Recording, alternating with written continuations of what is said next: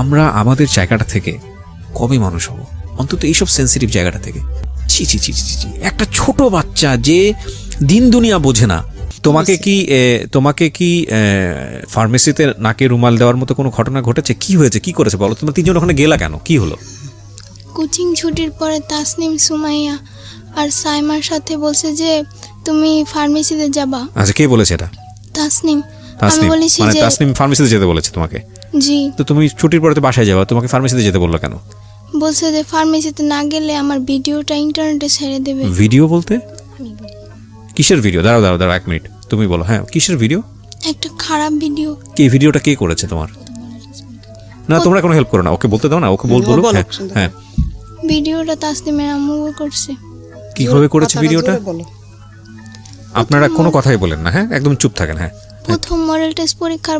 ওকে, so তুমি বলো কি হয়েছে ক্লাস 5 এ যখন পড়ছিল? যখন আমার বোন ক্লাস 4 এ পড়তো। 4 এ, রাইট। দোলাইপাড় সরকারি প্রাথমিক বিদ্যালয়। আচ্ছা, তোমার স্কুলের টিচাররা তো সবাই ইনফর্ম এই ঘটনার প্রেক্ষাপটে? ওকে, ঠিক আছে, বলো। তখন ওই 4 এর ক্লাসে ফেব্রুয়ারি মাসের 20 তারিখে ওর ক্লাসমেট একটা নতুন মেয়ে ভর্তি হয়। ওরা আসে কদমতলী থানা থেকে, শ্যামপুর থানায়। তো আসে, ওর সাথে ভর্তি হয়, ওর সাথে বন্ধুত্ব হয়। আচ্ছা, আমাদের বাড়ির সামনেই, স্কুলের সামনেই। তখন ওর সাথে বন্ধুত্ব হয়, মেয়েটা আমাদের বাড়িতে আসে। তখন মানে জানতে পারলাম যে মেয়েটার মা ডাক্তার, একটা সাইনবোর্ড লাগানো আছে বাড়ির মধ্যে, উনি শিশু এবং গাইনি ডাক্তার। উনি ঘরের মধ্যেই রুগী দেখে। ওনার বাড়ি নোয়াখালী, লক্ষ্মীপুরে। জি। তখন উনি মানে ওনার সাথে, ওনার মেয়ে দেখলাম ভালো, উনিও দেখলাম ভালো, তো মিশতে দিলাম আমরা ওই মেয়েটার সাথে। তারপরে উনি আমাকে একদিন একটা প্রস্তাব দিল, ওই তাসনিম, মেয়েটার নাম তাসনিম, আর ওর মার নাম হলো খন্দকার জান্নাতুল ফেরদৌস। ওই খন্দকার জান্নাতুল ফেরদৌস আমাকে একটা প্রস্তাব দিল ওনার মেয়েকে পড়ানোর জন্য। ক্লাস 4 এ যখন শেষ পর্যায়ে, শেষ দিকে, তখন আমি রাজি হলাম যে আমার বাড়ির সামনেই তো পড়াই আমি। তো ওনার মেয়েকে আমি 3 মাস পড়িয়েছি। পড়ানোর পরে আমি দেখতে পেলাম যে ওনাদের ঘরে অনেক লোকজন আসে, আর ওনাদের ঘরে মেয়ে থাকে, বলে যে আমার বোনের মেয়ে। লোকজন আসে আর উনি আমাকে মানে অনেক ধরনের কথা বলতো, যেগুলো আমার মানে একটু খারাপ লাগতো। যেমন বলতো যে আমার একটা গেস্ট আসছে, তো এজন্য আমি একটু পরিপাটি হচ্ছি, আমার অনেক ভদ্র গেস্ট। আবার অনেক মাঝে মধ্যে অনেক ফোনে নোংরা কথা বলতো। তখন মানে আমার অনেক হাজবেন্ড ছিল না বাসায়? না, ওনার হাজবেন্ড নাকি লন্ডন থাকে। তো ওনার মেয়েকে 3 মাস পড়ানোর পর আমার মাকে আমি এসে বলেছি যে মা, এরকম ওনার ঘরে লোকজন আসে। তখন আমার আম্মু বলছে যে তাহলে হয়তো বা মহিলাটা ভালো না, পড়ানো ছেড়ে দাও। আমি পড়ানো ছেড়ে দিয়েছি, আর আমার ছোট বোনকে ওনাদের বাসায় যেতে নিষেধ করেছি, যে ওনাদের বাসায় যাবা না। ও 3 মাস ধরে ওনাদের ঘরে একটা লোক থাকে, বলে যে ওনার ভাই। এজন্য আমার মা বলছে যে ওনার ভাই আছে অবিবাহিত, তুমি ওনাদের বাসায় যাবা না ওর সাথে। আমার ছোট বোন নিষেধ করা হয়েছে ওদের বাসায় যেতে না। এখন 5 এ উঠছে, আমার বোন উঠছে, আর ওই তাসনিম, যে মেয়েটা তাসনিম, ও এখন 5 এ উঠার পরে ওই মহিলা কিন্তু আমার ছোট বোনের অনেক খোঁজ খবর নিত ক্লাস 4 এর থেকেই। আর ওনার নাম্বারটা আমার কাছে ছিল, ওই যে আমি যে ওনার মেয়েকে পড়িয়েছি তখন ওনার নাম্বারটা আমাদের মোবাইলে সেভ করা ছিল। ওই তো আমাদের নাম্বারে ফোন দিয়ে আমার মাকে জিজ্ঞেস করতো, আমাকে রাস্তায় দেখা হইলে জিজ্ঞেস করতো। ছোট বোনের শুধু খবর নিত উনি, যে ওর কি খবর, মোবাইল করে করেও। তো ওর সাথে কি হয়েছে আমরা জানি না।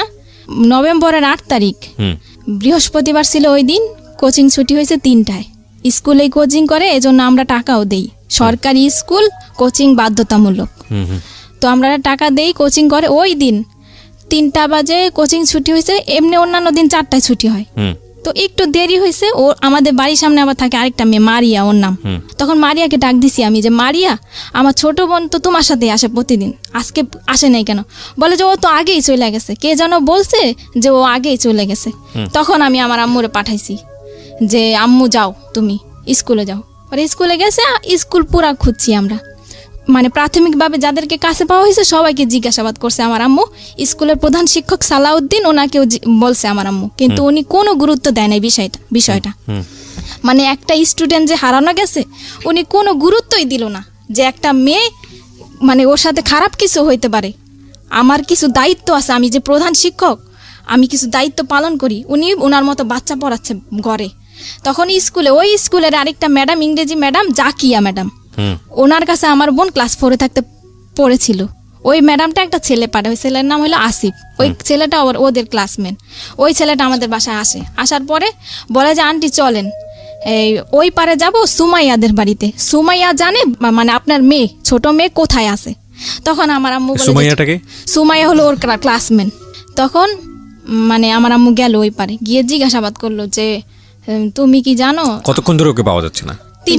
3টার থেকে 3টা বাজে ছুটি হয়েছে, ছুটির পরে এক থেকে ঘন্টার মধ্যে পাওয়া যাচ্ছে না, ওই এক ঘন্টার মধ্যে খোঁজাখুঁজি শুরু করেছে। আমরা খোঁজাখুঁজি শুরু। Okay. তারপরে আমার আম্মু জিজ্ঞাসাবাদ করা হয়েছে, এই সুমাইয়ার পায়ে পর্যন্ত ধরছে। আমার আম্মু বলছে যে মা তুমি যদি কিছু জানো আমাকে বলো মা, আমার মেয়েটা তো 1 মিনিটও দেরি করে না কোনোদিনও, আর কোথাও যাওয়ার মেয়েও না, আমার মেয়ে তো ছোট, আমার কোনো আত্মীয় স্বজনের বাসা আমি ছাড়া তো যায় না। হ্যাঁ, পরবর্তীতে ওই মেয়ে পুরোপুরি অস্বীকার করছে, বলে যে আন্টি আমি কিছুই জানি না।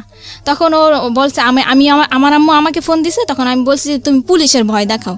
ওর ক্লাসের কেউ না কেউ তো জানে ওর সম্বন্ধে কিছু, যে ও কোথায় যেতে পারে। তখন আর ওই মেয়েটাকে আমার সন্দেহ হয়েছে কেন, ওই দিন যেদিন ও হারাইছে ওই দিন সকালবেলা আমি যে স্কুলে গিয়ে আমার বোনকে দেখে আসছি, দেখছি যে ওই দিন ও সুমাইয়ার সাথে বসছিল, সুমাইয়ার সাথে বসেছিল আমার বোন। আর আমার বোনের ফ্রেন্ড হলো তাসনিম।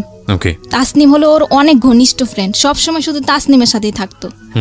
তারপরে আমার আম্মু বললো যে পুলিশ যখন আসবে, যখন ডান্ডার বাড়ি দিবে, তখন সত্যি কথা ঠিকই বলবা। মানে একটু ভয় দেখালো আমার আম্মু, ওকে কিন্তু আমরা সন্দেহ করি নাই, মানে এমনি প্রাথমিকভাবে জিজ্ঞাসাবাদ করলাম যে কিছু জানে কিনা। তখন ওই সুমাইয়ার আম্মু বললো যে পুলিশ আমাদের হারে থাকে, মানে ও মহিলা খারাপ ব্যবহার করলো। আর এর আগে তাসনিমকে কিন্তু প্রথম জিজ্ঞাসাবাদ করা হয়েছিল, আমি ভুলে গেছি তাসনিমকে, কারণ ও কিন্তু তাসনিমের সাথেই চলে। তাসনিমকে আমার মা হারানোর পরে ফোন দিছে তাসনিমের আম্মুকে, তাসনিমদের বাসায় যাওয়া হয়েছে। তাসনিমদের বাসায় তাসনিমও নাই, তাসনিমের মাও নাই। আমার আম্মু ফোন দিছে, আপা আপনি কোথায়? বলে যে আমি তো আমার মেয়ের নিয়ে সাবান ফ্যাক্টরি গলিতে রুম দেখতেছি। তারপরে উনি আসছে কিছুক্ষণ পর, আইসা আমাদের বাড়িতে আসছে উনি ওনার মেয়ের নিয়ে। আমাদের ঘরে যখন ঢুকছে ওনার মেয়ে আর উনি কিন্তু আমার মাকে কোনো সান্ত্বনা দেয় নাই, কোনো কথাও বলে নাই যে ভাবি চলেন আমরা থানায় যাই জিজি করি, কি চলেন আমরা কোনো বান্ধবীদের বাসায় খুঁজি। উনি কিন্তু কিছুই বলে নাই আমার আম্মুকে। আমার আম্মু তো নিচে পড়ে কান্না করতেছে, আর আমিও কান্না করতেছি। আর তাসনিমরে আমি এখন জিজ্ঞাসাবাদ করতেছি যে আপু তুমি কি কিছু জানো আপু, বলো আমারে। বলে যে না আপু আমি কিচ্ছু জানি না, ও ওদের ওই প্রেম গলিতে গেছে, আমি আমাদের গলিতে গেছি। তাসনিমকে আমি কেন সন্দেহ করেছি, এর মধ্যে একটা কারণ আছে। কারণ যখন মানে আমার ছোট বোন কোচিংয়ে বাসায় কিন্তু এসে খেয়ে আবার কোচিংয়ে যেত, কোচিংয়ে যাওয়ার সময় ওর ব্যাগ থেকে একটা চিঠি পড়ে গেছে। চিঠিটার মধ্যে 3টা মেয়ের নাম উল্লেখ ছিল, ফারিহা, রাজিয়া আর তাসনিম। চিঠিটা ও তাসনিমের কাছে লিখেছে, আমার বোন তাসনিমের কাছে লিখেছে যে প্রিয় তাসনিম, আশা করি ফারিয়াকে নিয়ে ভালোই আছো। আর রাজিয়ার নাম এই চিঠিটার মধ্যে কিন্তু কোনো ছেলের নাম উল্লেখ নাই, তাহলে আমরা কিভাবে সন্দেহ করি যে আমার বোন কোনো ছেলের সাথে যেতে পারে? তাসনিম কিন্তু লিখছে। তখন আমি চিঠিটার কথা গোপন রাখি, তাসনিমের কাছে বলি না যে আমি একটা চিঠি পাইছি, চিঠিটা আমি দেখাইও নাই। কিন্তু আমার পুরোপুরি সন্দেহ হয়েছে যে তাসনিমই জানে যে আমার বোন কোথায় আছে, আর তাসনিমের মাই নিছে আমার বোনকে। তখন আমি আমার মাকে বলছি যে তুমি এখনই থানায় যাও, গিয়ে জিটি করো। কিন্তু আমার আম্মু থানায় যায়নি। তখন আমার আম্মু তখন কি করছে, আমার মানে আত্মীয় স্বজন সবাইকে ফোন দিছে, সবাই অলরেডি চলে আসছে। আসার পরে আমার বড় বোন মানে বড় খালার ছেলে একটা মাইক ভাড়া নিছে দোলাইপাড় ওই পারে 1 নম্বর গলি থেকে মাইক ভাড়া নিছে। ওই 1 নম্বর গলিতে কিন্তু আমার বোনটা ছিল, যেই জায়গা থেকে আমরা মাইক নিছি ওইখানেই আমার বোনটা ছিল। ওইখান থেকে কুতুবখালি 1 নম্বর গলি, 2 নম্বর গলি, ডিপটির গলি, কুতুবখালি, দোলাইপাড়, মিরাজির বাগ পুরা কিন্তু আমরা মাইক দিয়ে আলাস করছি। স্কুলের হেড স্যার কিন্তু কোনো পদক্ষেপ নেয় নাই, আর আমার আম্মুকে একটা ফোনও দেয় নাই, হেল্পও করে নাই। উনি কিন্তু বাচ্চাই পড়াইতেছে। স্কুল থেকে হারিয়ে গেছে কোচিং এর থেকে স্কুলে কোচিং বাধ্যতামূলক, জি বাধ্যতামূলক, এবং কি আমরা টাকা দেই। কোচিং করতে চাইতাম না, দুইটা বাইরেই তো বেত দিয়া আমার বাচ্চা না সবার বাচ্চা। কোচিং না করলে বাচ্চাদেরকে কম নাম্বার দেওয়া হয় এবং ফেল করিয়ে দেওয়া হয় এবং বাচ্চাদের উপর টর্চার করা হয়। কি দুর্ধর্ষ, কি অমানবিক। এবং আমরা কবে আসলে এই জায়গাটা থেকে বেরোতে পারবো? না আমি আপনার বড় মেয়ের কাছ থেকে শুনতে চাই, আপনাকে আমি ফ্লোর দিব পরে আবার। হ্যাঁ বলেন। তারপরে আমার আম্মু গেল হেড স্যারের বাড়িতে। আবার হেড স্যারের বাড়িতে যাওয়ার পরে আমার আম্মু হেড স্যারের সাথে কথা বলতে চাইলো। হেড স্যারের দেখে যে বাচ্চা পড়াচ্ছে। তখন ওই মরিয়ম নামে একটা মেয়ে, ওই মেয়েটাকে আমার মা নিতে চাইলো যে মরিয়ম তুমি আমার সাথে আসো, তুমি তো চিনো তোমাদের ক্লাসের কারো না কারো বাড়ি, আমি যাব তোমাকে নিয়ে। স্যার কিন্তু ওই মেয়েটাকে দিতে রাজি হয় নাই, যে না ও যেতে পারবে না, ও পড়ছে। তখন তাসনিমের মা উনি হেড স্যারের সাথে দরজা লাগায় কি যেন বলতেছে। আমার আম্মু কিন্তু দরজা ফাঁক দিয়ে দেখছে, কিন্তু তখনও কিন্তু আমরা জানি না যে স্কুলের প্রধান শিক্ষকও জড়িত, উনিও জানে, এমনকি ওই মহিলার কাছেই তো আমার বোনটা, কিন্তু আমরা তো আর জানি না যে ওনার কাছেই আছে। তখন আমার আম্মু এসে বলল যে এরকম হেড স্যার আর তাসনিমের মা কথা বলল, আমাকে কোনো গুরুত্ব দিল না, আর আমি একটা বাচ্চা নিতে চাইলাম আমাকে তাও দেওয়া হলো না। হেড স্যার বলে যে দেখেন কোনো বান্ধবীর বাড়িতে গেছে কিনা, এটা বলছে হেড স্যার। আর কোনো গুরুত্ব দেয় না যে চলেন আমি যাই আপনাকে নিয়ে থানায়, কি আমি প্রত্যেকটা গার্জিয়ানের নাম্বারে ফোন দেই, কি আপনাকে একটা বাচ্চা দেই, আপনি যান খোঁজ করেন, কি প্রত্যেকটা গার্জিয়ান আমি ডাকাই, বাচ্চাগুলোকে আমি ডাকাই, কোনো পদক্ষেপ নেয় নাই উনি। তখন আমার আম্মু মাইক দিয়ে অ্যালাউন্স করার পর থানায় গেল, সাধারণ জিডি করলো একটা রাত্রে, তখন 10টা বাজে। সাধারণ জিডি করার পর হয়েছে এটা শ্যামপুর থানা একটা সাধারণ জিডি করা হলো, কারো সন্দেহ করে না, মানে একটা সাধারণ হারানো একটা সাধারণ জিডি।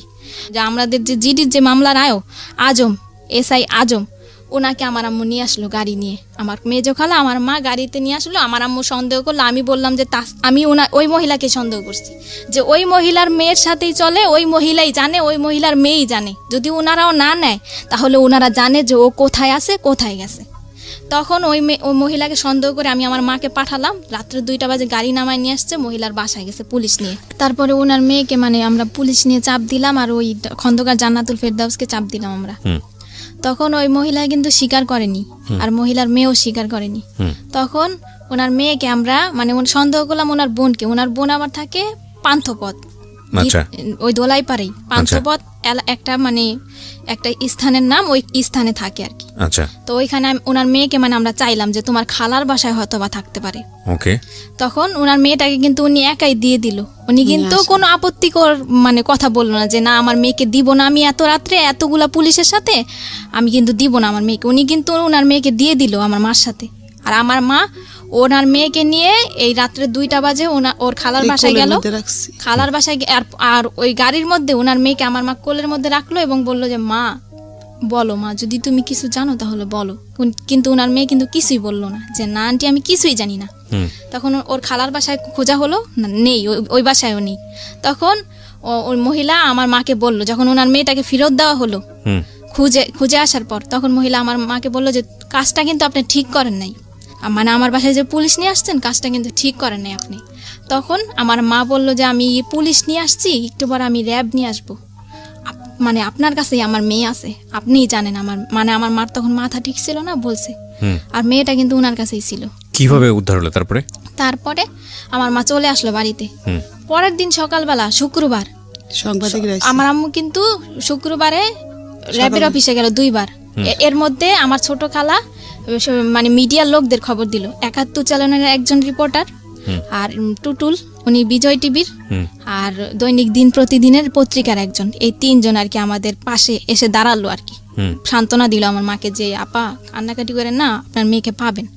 2 দিনে আমরা র্যাবের অফিসে গেলাম, ওই টুটুল বিজয় টিভির সাংবাদিক ওনাকে নিয়ে, উনি সাক্ষী, কেসের সাক্ষী ওনারা। তো ওই দিন শুক্রবার আর মহিলার কাছে গিয়েছে ওনারা সকালবেলা, ওই মিডিয়ার লোকেরা, মিডিয়ার লোকদের সাথে ওই মহিলা অনেক খারাপ আচরণ করছে, এগুলো ভিডিও ফুটেজ ওই সাংবাদিকদের কাছে আছে। তারপরে ওই শুক্রবার সন্ধ্যা 7টায় আব্দুর রব নামের একজন লোক আসলো, এসে আমাদের দরজা টোকা দিল। সন্ধ্যা তখন 7টা। তখন বললো এই রুমে কি কাপড় বিক্রি করে সেই মহিলা থাকে? তখন আমার আম্মু বললো যে হ্যাঁ আমি বিক্রি করি, আমিই থাকি। আব্দুর রবটা কি জানো? আব্দুর রব, যে বাসায় ওরা রাখছে, যে বাসায় ছিল 30 ঘন্টা, ওই আব্দুর রব বলে। আমার আম্মু বলে কি, ওই লোকটা বলতেছে যে আপনার মেয়ে আমার বাসায় আছে, আমার কাছে আছে। তো আমার আম্মু বলে যে আপনার বাসায় আছে, আপনার বাসা কোথায়? বলে যে আমি তো মেম্বরের বাড়িতে থাকি। তা আমার আম্মু বললো মেম্বরের বাড়িতে এই যে আপনি কাছে থেকে আমার মেয়েটা দিলেন না, আপনি কি? বলে যে না আমি তো 7 তলায় থাকি। বলে যে কোন 7 তলায়? বলে যে না আমি তো 1 নম্বর গলিতে থাকি। লোকটা কয় ধরনের কথা বলা শুরু করছে। আর বলে যে আপনার মেয়েটা আমার মেয়ের সাথে চলে গেছে, আপনি নাকি অনেকে মানে মারধর করেন মেয়েকে, আমার কাছে আশ্রয় চেয়েছে, আমি আশ্রয় দিয়েছি। ওনার স্ত্রীকে ফোন দিল, কোথায় তুমি? আসলো আমার বোনটাকে নিয়ে আসলো। আমার বোনটা কে 2টা পুরুষ লোক ধরে ধরে নিয়ে আসছে, আমাদের দোতলার ভাড়াটিয়ারা সবাই সাক্ষী। তখন সবাই মানে ওই লোকটা যে এসে বললো, সবাই কিন্তু দরজা খুলে ফেললো, সব কথাই। আমার বোনটা কাঁপতেছে, প্রচন্ড কাঁপতেছে, মানে যাকে দেখে তাকেই ভয় পায়, আর শরীরে অনেক জ্বর ছিল আমার বোনের। তখন লোকটা কিন্তু ঘরের ভিতরে ঢুকতে চাইলো না। আমার আম্মু অনেক কষ্টে আর আমি অনেক কষ্টে বললাম যে আঙ্কেল আপনাকে কিভাবে ধন্যবাদ জানাবো, আপনি একটু বসেন, কিছু খান আপনি। লোকটা কিন্তু ঢুকতে, এই মহিলা তোর বাচ্চাটা ফেরত দেওয়া কি আমার অপরাধ হইলো? মানে উনি কি আবল তাবল কথা বলতেছে। তখন ওনাকে বসালাম। আমার আম্মু বলে যে আমার গার্জিয়ান আসবে, আমার গার্জিয়ানকে বুঝিয়ে দিবেন আমার মেয়েকে। তখন আমরা মিডিয়ার লোকদেরকে খবর দিলাম, ওই যে মামারা আমাদেরকে সান্ত্বনা দিয়েছিল, আমাদের পাশে দাঁড়িয়েছে, আর আমার খালা, আমার আত্মীয় স্বজন সবাই আসলো। ওই আয়োর যে মামলার যে আয়ো আজম এসআই, ওনাকেও খবর দেওয়া হলো, আমার আম্মু খবর দিল, স্কুলের প্রধান শিক্ষককেও আমার আম্মু খবর দিল, কিন্তু ওই খন্দকার জান্নাতুল ফেরদৌসকে কিন্তু আমার আম্মু খবর দেয়নি। আর উনি কিন্তু এই একদিনের মধ্যে আমার আম্মুকে কোনো ফোনও দেয়নি, কোনো খোঁজ খবরও নেয়নি, এমনকি কোনো সাহায্য করে নাই। ওই খন্দকার জান্নাতুল ফেরদৌস আমার বোন ঘরে ঢুকার 5 মিনিটের মধ্যে উনি এসছে 3টা মেয়ে নিয়ে। উনি কিভাবে জানলো যে আমার বোনটা ঘরে আসছে? বড় বড় 3টা মেয়ে, 3টা মেয়ে নিয়ে আসছে। 3টা মেয়ে এসে মানে আমার মার সাথে ঝগড়া শুরু করছে যে কেন আমার মা পুলিশ নিয়ে গিয়ে ওই মহিলার বাসায় খুঁজতে গেছে। তখন আজম যে কেসের যে আয়ো, উনি বলল যে আপা দেখেন, আপনার মেয়ে যদি হারানো গেত তাহলে আপনিও খুঁজতে আসছেন, ওনার মনের অবস্থাটা আপনি বুঝেন। তখন তা খন্দকার জান্নাতুল ফেরদৌস বললো আমি আজকে অ্যাকশন নিব, আমার মান ইজ্জত কিছু রাখে নাই, পুলিশ নিয়ে আমার বাড়িতে গেছে। এই পরে আজম বলল যে দেখেন, আপনি বাচ্চা নিয়ে বড় কথা বলবেন না, আর ওনার মনের পরিস্থিতিটা বুঝেন, আপনি কি অ্যাকশন নেবেন, এইগুলা কোন ধরনের কথা বলতেছেন? মানে আমি যেটা বুঝতে পারছি, তখন পর্যন্ত আপনারা কেউ জানেননি যে ওর সাথে কি হয়েছে। ও জানে সব। আপনারা নরমালি যেটা জানেন যে ঠিক আছে, মানে বাচ্চা পাইছি, সুতরাং এটাই অনেক বড় কিছু। হ্যাঁ বলেন। তারপরে কথাবার্তা শেষ করে ওই 3টা মেয়ে কিন্তু ঝগড়া করছে, আর বাড়ির ভাড়াটিয়াদের গেট টোকায় আমার আম্মুর নামে খারাপ খারাপ মন্তব্য করেছে, এমনকি ঘরের মধ্যে আমার আম্মুর সাথে ঝগড়া করছে, গায়ের মধ্যে হাত তুলতে পর্যন্ত আসছে।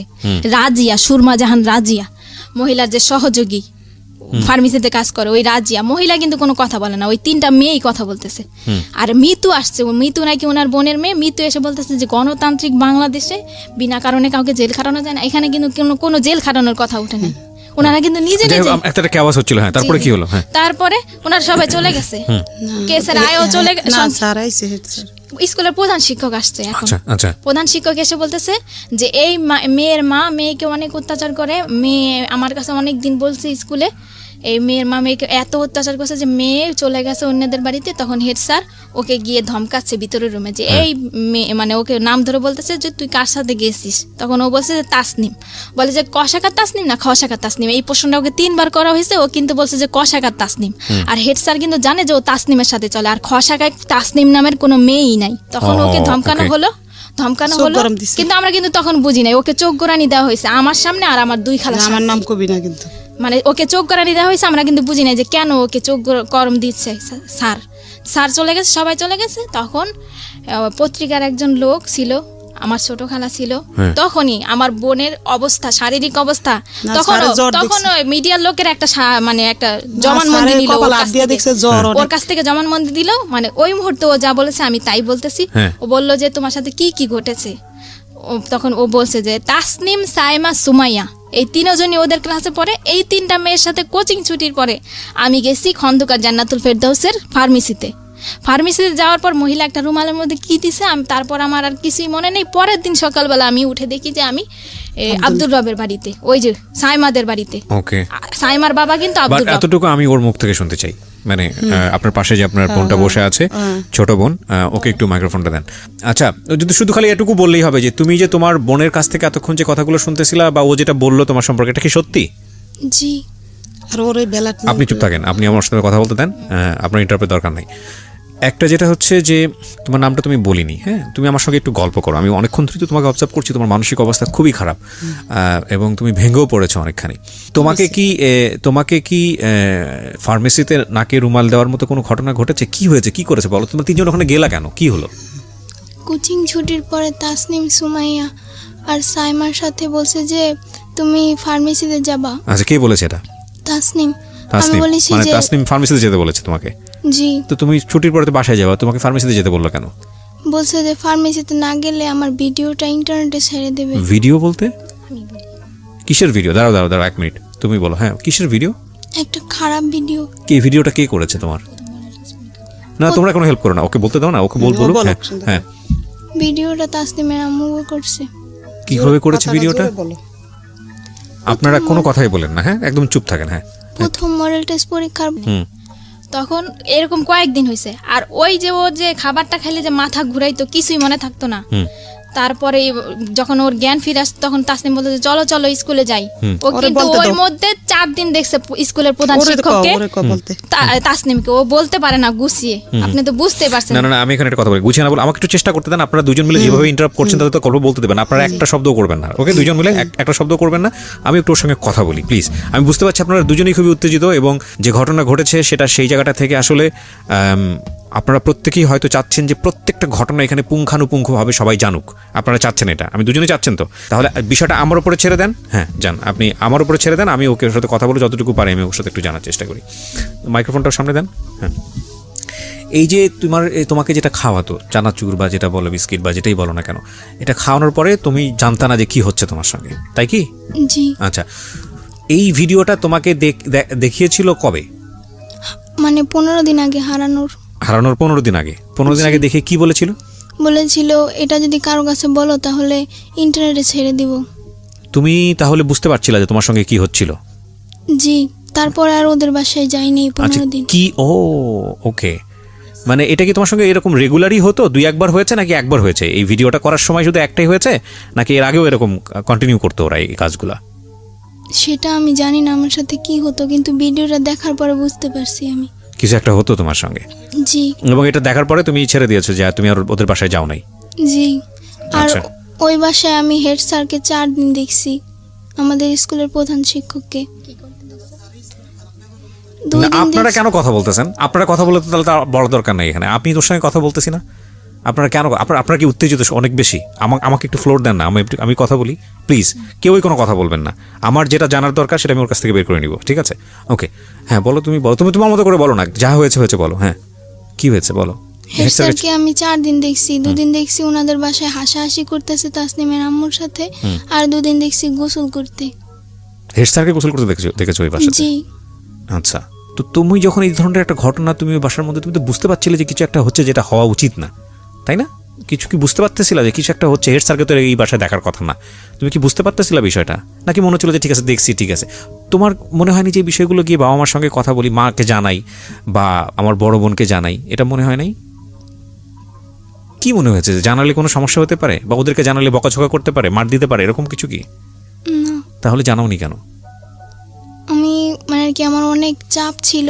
কি ধরনের চাপ বলো তো? তোমার মা যদি তোমাকে বকাঝকা করে এটা বলতে কোনো সমস্যা নাই, পৃথিবীর সব মাই তার বাচ্চাদেরকে শাসন করে, টেনশন করার কোনো কারণ নাই, ঠিক আছে? তুমি আমাকে দিল খুলে বলো, হ্যাঁ মন খুলে বলো, কি হয়েছে তোমার সঙ্গে, কিসের চাপ ছিল? আমি সকালে 9টার দিকে স্কুলে যেতাম, স্কুলে ক্লাস করে 2টা বাজে ছুটি দিত। জি। ছুটি দেওয়ার পর বাসে যেতাম খাবার খেয়ে, তারপরে 3টা বাজে আসতাম, 4টা বাজে ছুটি দিত কোচিংয়ে। আচ্ছা, তারপর আবার হেড স্যার একজন শিক্ষক টিচার খুঁজে দিছে, হ্যাঁ, তার কাছে পড়তাম 7টা থেকে 8টা পর্যন্ত 1 ঘন্টা। আচ্ছা তারপর আবার বাসায় পড়তাম, কোনো বলার সুযোগ ছিল না। আচ্ছা। আর এছাড়া আমি আমার মাকে বলছিলাম যে আমার পেটে নিচে প্রচুর ব্যথা করে, আমার আম্মু বলে যে গ্যাস্ট্রিকের ব্যথা, এই কারণে। তার মানে তোমার সঙ্গে যখন এই ঘটনাগুলো ঘটতেছিল, যখন তুমি বুঝো না বিষয়টা, তখন তুমি বাসায় বলেছো যে তোমার এটা ব্যথা করে, কিন্তু তোমার মা এই জিনিসটাকে বেশি আমলে নেয়নি, তাই কি? জি।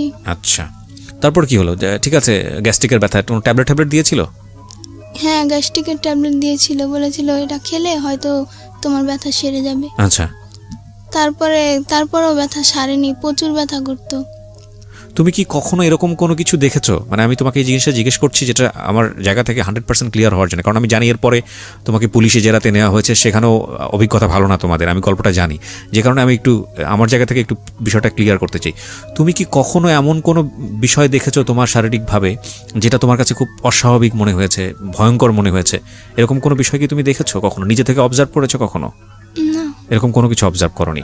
এখানে একটা নোটিস করার মতো বিষয় আছে প্রিয় শ্রোতা, সেটা হলো যে যাকে ওনারা অ্যাকিউজ করছেন, আমি কিন্তু আবারও বলেছি, অনুষ্ঠানের শুরুতেই বলেছি, এটা এখন পর্যন্ত প্রমাণিত না, যাকে ওনারা অ্যাকিউজ করেছেন তিনি একজন ডক্টর ছিলেন, তথাকথিত ডক্টর, যেটাই বলি না কেন, কোনো পত্রিকার রিপোর্ট এসছে উনি একজন ভুয়া ডাক্তার, তো উনি একজন ফার্মাসিস্ট ছিলেন, যাই থাকুক না কেন। সুতরাং এই ধরনের বিষয়গুলো সম্পর্কে ওনার মোটামুটি একটা ভালো দখল ছিল। তো তোমাকে ভিডিও দেখানোর ভয় দেখাচ্ছে 15 দিন আগে, এই ভয়টা ওরা কেন দেখিয়েছে সেটা আমি জানি না। না, কিন্তু তোমাকে ভয় দেখালে তো কোনো একটা কারণে দেখাতে হবে। আগে তুমি ওদের বাধ্য ছিল না বা কিছু? তোমার বড় বোনের বোধহয় বলতে যাচ্ছে, কিসের কারণে ভয়? মানে ভিডিওটা কেন দেখাইছে, যে ওই তাসনিমকে প্রশ্ন করছে যে তোমাদের বাড়ি খাবার খেলে আমার কেন এমন লাগে, হ্যাঁ, তখন কিন্তু ও বলছে যে তোমাদের বাসা আমি আর যাব না। আচ্ছা, এই না বলছে যে যাবে না, এজন্য ওকে ফার্মেসিতে ডেকে নিয়ে ভিডিওটা দেখাইছে আর বলছে যে তুমি আমাদের কথা শুনতে বাধ্য। ও তার মানে বিষয়টা হচ্ছে এরকম যে ও যদি বাসায় না যায় তাহলে আলটিমেটলি এই ভিডিওটা পাবলিশ করে দেবে বা এরকম কিছু একটা করেছে। আর যদি তোমার পরিবারের কারো কাছে বলো তাহলে তোমাকে টুকরা টুকরা করে পাচার করবে, এটা ওর কাছ থেকে জেনেছি আমরা ওকে পাওয়ার পরে। আচ্ছা, এর আগে কিন্তু ও আমাদের বলে নাই। তার মানে এই জিনিসটা খুব প্ল্যান ছিল আপনাদের কথা অনুযায়ী এবং এটা অনেক দিন ধরে ওর সঙ্গে হয়েছে। জি। সো নোটিশ করেছে আপনাদের বাসাতে যে আমার তলপেটে ব্যথা করছে, যেটা খুব জি, আমি স্বাভাবিকভাবে আমরা বলতাম যে তুমি হাত ধো না আর তুমি পানি খাও না, এজন্য তোমার পেটে ব্যথা কম করে। খাইতো। আর প্রচন্ড পেটে ব্যথা কান্না করতো। আজকে খেয়াল রাখেন এই সেন্টেন্সগুলা, এই বিষয়গুলা প্রিয় শ্রোতা, আমি বারবার আপনাদেরকে বলছি যে আমি বহুবার রেডিওতে এই জিনিসগুলো খুব ডেডলি, খুব সাহসের সঙ্গে উপস্থাপন করেছি। আমি জানি না বাংলাদেশের কোনো গণমাধ্যমে এতটা মানে ডেডলি কোনো সোশ্যাল ইস্যু, কোনো ফ্যামিলি ইস্যু কখনো আসে কিনা।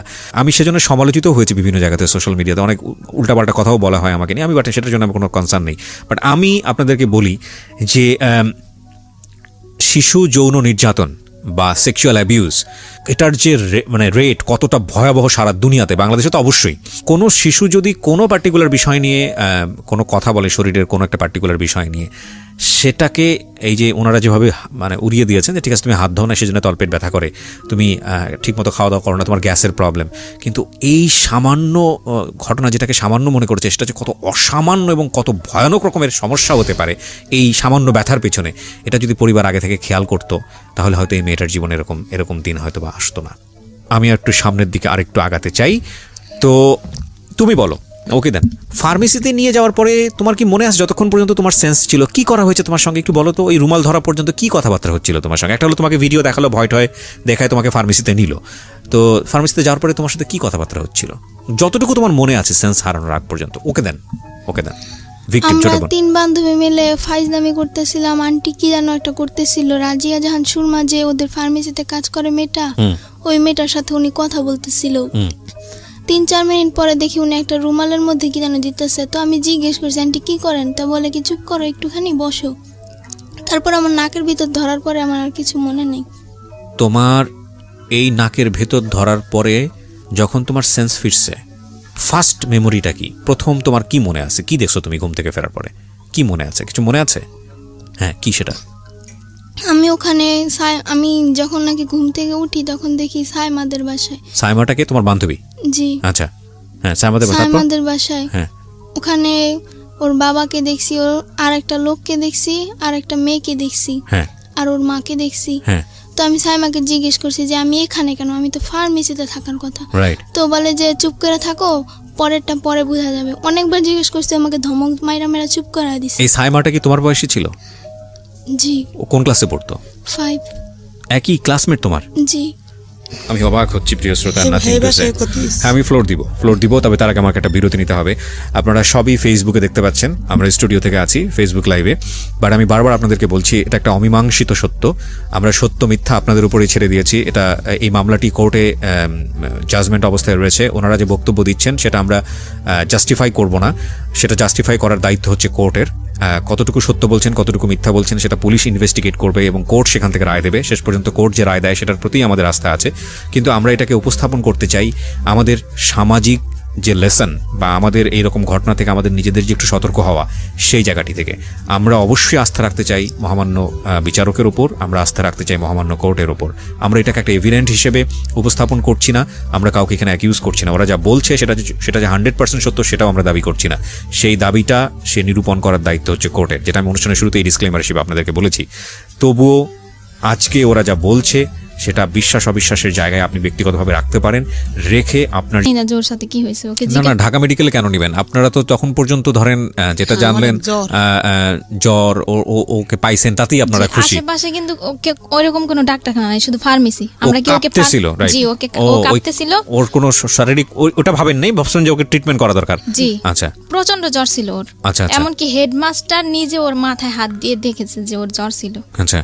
তখন ওকে আমরা ঢাকা মেডিকেল নর্মালে নিলাম আর কি। তখন ওকে আমার আম্মু বললো যে হারানো গেছে, 30 ঘন্টা পরে পেয়েছি মেয়েটাকে, জ্বর, আমরা দেখাবো। তখন কিন্তু ওকে মানে পুলিশ মহিলা দেওয়া হলো 2 জন, ওকে কিন্তু চেক আপ করা হলো। আচ্ছা, ওই মেডিকেল থেকে দেওয়া হলো? জি, চেক আপ করা হলো। চেক আপ করার পরে ওকে ওসিসিতে দেওয়া হলো, আমরা কিন্তু ওসিসি চিনি না, আচ্ছা ওকে ওসিসিতে দেওয়া হলো। ওসিসিতে ভর্তি করার পরে আর ওই মহিলা চেক আপ করার পরে বলছে যে আপনার মেয়ের তো মানে হয়েছে, ওর সাথে খারাপ কিছু হয়েছে। একের অভিজ্ঞ এটা কে বলেছে? পুলিশ বলেছে নাকি? মানে চেক আপ করার পরে আমরা কিন্তু বলছি যে হারানো গেছে মেয়েটা, জ্বর আমরা দেখাবো। ও মানে মেডিকেল থেকেই বললো যে আমার হ্যাঁ বলেন হ্যাঁ। আমি রুমের ভিতরে মানে ডাক্তার নাই, ওদিন শুক্রবার বন্ধ, ডেলিভারি রুগী অগল ঢুকছে সমানে তো ডাক্তার নাই। তারপর একজন ডাক্তার আসছে, ডেলিভারি রুগী থেকে ওরে দেখবো, সে নর্মালে দেখবো। দেখার পর আমি বলছি হারাই গেছে, এই কথা বলছি। হারাই গেলের কথা বললে ওই জায়গা করে পরীক্ষা নিরীক্ষা করে যে হারাইয়া গেছে মানে কোনো সমস্যা হয়েছে কিনা।